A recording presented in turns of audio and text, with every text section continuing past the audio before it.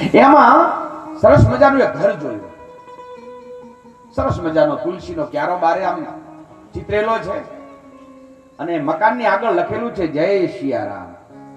એટલે એને એમ થયું કે કોઈ પરમ વૈષ્ણવનું ઘર લાગે છે. એટલે ગયો અને જઈ અને કહ્યું કે ભાઈ મને બહુ તરસ લાગી, પાણી આપો. એટલે બેને પાણી આપ્યું, પાણી પીધું અને પછી પૂછ્યું કે આ ઘર કોનું છે. લે, પહેલા ઘર પૂછાય કે પછી પૂછાય? પણ પાણી પીને પૂછ્યું કે આ ઘર કોનું છે. ત્યારે દાસીએ કહ્યું કે આ ઘર વારાંગનાનું છે. વારાંગના એટલે વેશ્યા. આ વેશ્યાનું વારાંગનાનું ઘર છે.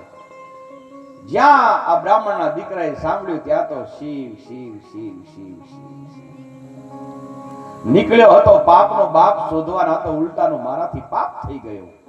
નારાયણ નારાયણ નારાયણ શિવ શિવ શિવ. પેલી વારાંગના બહુ હોશિયાર હતી, ભલે હતી વેશ્યા પણ ભગવાનની ભક્ત હતી, તત્વ ગુણોની જાણકાર હતી. બેનને એમ થયું કે મહારાજનું તુમડું હજી કાચું લાગે છે અને મારે આને એમ કહે છે કે નીકળ્યો તો પાપનો બાપ શોધવા માટે, આને મારે પાપનો બાપ શોધી આપવો છે. એટલે કહ્યું કે બાપજી ક્ષમા કરો, અમારા ઘરનું પાણી તો હવે તમારે પીવું હતું એ પીવાઈ ગયું, પણ મેં એવું સાંભળ્યું છે કે અમારા ઘરે બ્રાહ્મણ દેવતા પધાર્યા એટલે અમારું આગણું પાવન થઈ ગયું. અને હવે જો તમે અમારું આગણું પાવન કર્યું હોય, પાણી પીધું હોય, જળપાન કર્યું હોય તો એક મારી વિનંતી છે, બે હાથ જોડીને જો મારા ઘરે જો તમે ભોજન પ્રસાદ બનાવી અને જમો નહીં તો તમારા બધા કરેલા પાપો બળી જાય. કારણ કે ભગવાન બ્રાહ્મણ એટલે ભગવાનનું મુખ છે. બ્રાહ્મણનો દીકરો બોલ્યો કે શિવ શિવ શિવ, તમે શું સમજો છો? અમે તમારા ઘરનું પાણી પીધું એટલે તમને એમ કે અમે તમારું ભોજન કરશું, અને એમાં તમારા વારાંગનાના ઘરનું. એટલે વારાંગનાએ કહ્યું કે બાપજી બ્રાહ્મણને ભોજન કરાવીએ તો થોડા મફતમાં એમને એમ કરાવીએ, એને સોના મહોરની ભેટે આપવી પડે ને, દક્ષિણા આપવી પડે ને. એટલે બાપજી 51 સોના મહોર હું તમને દક્ષિણા આપીશ. બાપજી વિચાર કર્યો કે હજી ગંગા બહુ દૂર છે, કાશી ક્યારે પહોંચાશે. લાવને હવે પાણી તો પીધું છે, હવે જમવામાં શું વાંધો, થોડી માળા વધારે કરશો, રાખનો ઢગલો થોડો મોટો થશે, પાપ જ બાળવા છે. એટલે બ્રાહ્મણે કીધું ઠીક છે ભાઈ, તારો પ્રેમ છે, હું રસોઈ બનાવું. એને રસોઈ બનાવી તૈયાર કરી અને થાળીમાં તૈયાર કરી પીરસી હવે બ્રહ્માર્પણમ કરી અને ભગવાનને પ્રાર્થના કરી અને બ્રાહ્મણ જમવા જાય ત્યાં પેલી વારાંગના આવીને બે હાથ જોડીને કહ્યું કે બાપજી, બ્રાહ્મણ એટલે સાક્ષાત સાધુ સંત બ્રાહ્મણ, આ તો ભગવાન કહેવાય. મારે આંગણે સાક્ષાત ભગવાન આયા છે, પણ જો મારા હાથેથી ઉપાડેલો કોળિયો જો તમારા મોઢામાં જો મૂકવા દો ને તો મારી આ કાયાને હું જીવતર માનું. આટલું કરાવો. બ્રાહ્મણ ખીજાઈ ગયા, તમે શું માનો છો? મેં ખાલી આ પાડી રસોઈ બનાવવાની એટલે તમે તમારા ભાવ બધા વધતા જાય છે.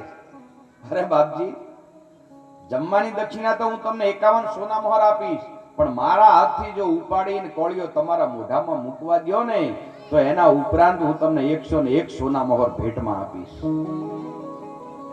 ઠીક છે ઠીક છે ઠીક છે. બ્રાહ્મણ દેવતાએ હા પાડી અને પેલી વારાંગનાએ થાળીમાંથી કોળિયો લઈ અને બ્રાહ્મણ દેવતાના મોઢામાં મૂકવા ગઈ. અને જ્યાં બ્રાહ્મણ દેવતાએ આ મોઢું આગળ કર્યો ને ત્યાં તો કોળિયો પાછો મૂકીને એક ગાલ ઉપર તમાચો થપાટ મારી. બાપજી અવિવેક થાય, ભૂલ થાય તો ક્ષમા કરજો. તમારા ખિસ્સામાં ડાયરી અને પેન હોય તો કાઢો. તમે કેમ નીકળ્યા છો? બોલે પાપનો બાપ શોધવા. તો લખો. તમે અમારા વારાંગનાના ઘરનું પાણી પીવો? બોલે ના. અમારા ઘરનું તમે જમો? બોલે નહીં. એમાં મારા હાથે જમો? બોલે નહીં. તો કઈ રીતે જમ્યા? બોલે તારા પ્રેમથી. નહીં બાપજી, સાચું બોલો, પ્રેમ નહીં. બોલે તારા સોના મોહરની લાલચમાં, એના લોભમાં. તો લખો પાપનો બાપ લોભ છે. પાપનો બાપ લોભ છે. અને લોભ છે ને એ માણસને પછી લોભને કોઈ થોભ ના હોય એ પછી ગમે ત્યારે માણસને ગમે એવા પાપો કરાવે છે. लच्छन धाम राम प्रिय सकल जगत आधार गुरु वशिष्ठ तेरा